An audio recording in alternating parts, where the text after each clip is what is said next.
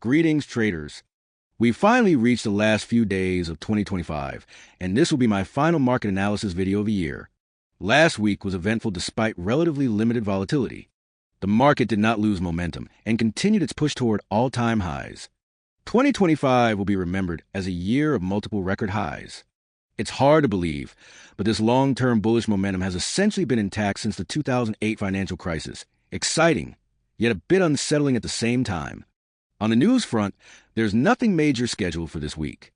January 1st is a market holiday, giving us another 4-day trading week. That typically translates into lower volume and potential for higher volatility, so keep your risk management tight. Now, let's move on to the technicals. The Nasdaq is showing relative weakness compared to the S&P 500.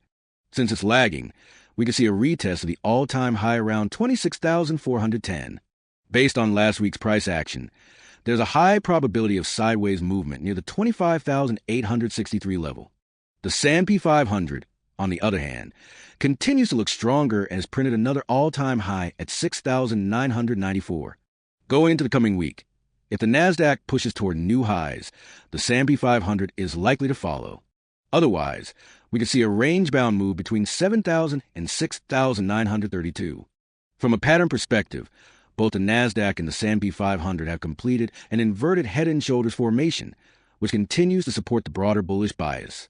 Looking at the dollar index, the lower highs trend remains intact, but price failed to break below the 97.50 support level. Based on last week's action, I'm expecting a retest in the 98.50 to 97.51 range. Overall, downside momentum in the dollar is likely to persist into the new year. Lastly, Bitcoin showed no signs of life last week and remained range-bound between 97,059 and 86,378.